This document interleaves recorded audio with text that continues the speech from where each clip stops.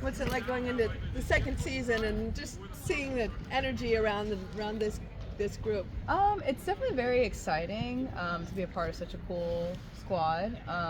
Great to be back with all the returners and see some familiar faces, and then it's also good to kind of meet some new faces and meet some new people and kind of understand and figure out where we are as a group and try to evolve that from here on out. But I think we got a great group of girls, and excited for how we're gonna do this year. So yeah, it's exciting. Where do you play?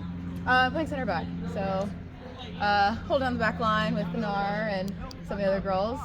So it'll be, and Layla's back, so it'll be nice having our core group back. So yeah, excited. It feels like it's starting to be established. I mean, Oakland team and local and support and all those things. Yeah, I think it's great to be kind of so supported by the community, and I think that's something super unique about like the Oakland Soul Roots 510 club. You know, college is, it's like you're playing with a group of girls, and of course everything's for the university, but playing at the club level with such a community-based organization is something I've never experienced before, so it's awesome to be a part of that.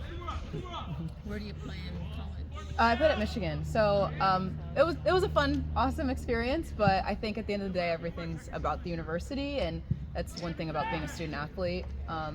It's all towards the university, but I think being a part of, you know, an organization like Oakland Roots Soul, it's definitely more about the area, the community, and taking more into account of like the people and the culture, and that's something that's not really as, I wouldn't say as valued, but it's not as prominent in collegiate sports. So yeah, it's exciting to be a part of such a cool organization that takes in the Bay Area. So yeah. Well, year one, you know, the team proved they're community oriented, but also can compete with the top teams, you know, really good teams in the area. Just now going into year two, what are the difference in the feeling going into this year compared to last? I think this year, not to say that we weren't as goal oriented last year, but I think this year we're like, let's get down to business. Like, we got things to take care of, and we know we're a strong group, so let's prove it, you know? And I think that's an exciting thing for someone like me who's extremely competitive, and I think all the girls have that same energy within them. But I think going into this year, we've kind of set a standard from last season, and I think we're really very goal oriented in setting and keeping that standard for the club.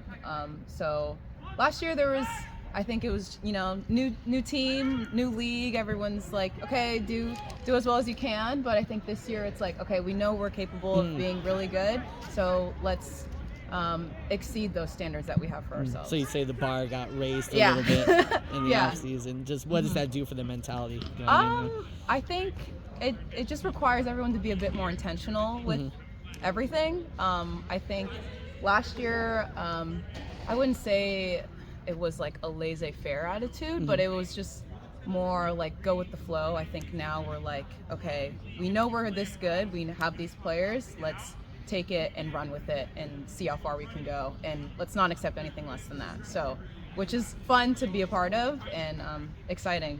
So yeah. I mean, and you know, we just mentioned the Layla, the season is a quick month and a half. You know, it comes and it goes fast. Just with all these leaders coming in, just what is the thought process knowing that it's a quick turnaround and all that? I think it makes every moment so critical. I think it forces us to prioritize and focus on winning each moment and each game and accepting nothing less, especially since the league's so competitive. There's so few games. Like you said, it's just a very quick turnaround. So like, and even if one moment we might not be our best, it's forcing us to look forward and quickly focus on the next thing. So that's one thing I like about the season. Even though it's short, it kind of forces you to be present and to win the game, the current moment. So after college, why did you come to the Bay Area? Oh, so I'm actually from the East Bay. Okay. I spent a little bit of time in Sweden playing pro out there. Was there for like a few months, but came back and was like, oh, I need to go back home. And you know, Sweden was lovely, but it's not the Bay Area. So missed home, and I think it's also given me a little bit of an opportunity to explore coaching. I've been doing that, which has been really cool, and it's been fun to see how coaching has influenced my play, and I kind of just look at the game a bit different, from almost like a coach and a player in my head at the same time. It's like, okay, I know what I should be doing now, like actually enact it and do it. So yeah, it's been awesome being back home. And what is the goal of this season? Like, is there like a specific goal, like to not just make the playoffs, but like advance to a certain point? We haven't talked much beyond like making playoffs for sure, but I know we have a set expectation for our ability, and it's not that's not something we can take advantage of or accomplish, but I think right now we're focusing on making playoffs, and then once we get to playoffs, being present, winning that game, and keep going forward from there. So you touched on just a minute ago the differences of playing for your university and playing for something in your home area, your kind of your hometown, so to speak. And do you take a lot of pride in being part of the start of something special, and what this could mean for the East Bay that has lost teams and has gone through a lot, losing its teams, and wants something to grab onto? Yeah, I think it's so awesome being a part of an organization that's so community driven and focused. I think especially being one of the only women's teams that are really so proudly supported by their community is awesome, and I think that's something that a lot of the women here haven't experienced playing, but also the community hasn't experienced that either.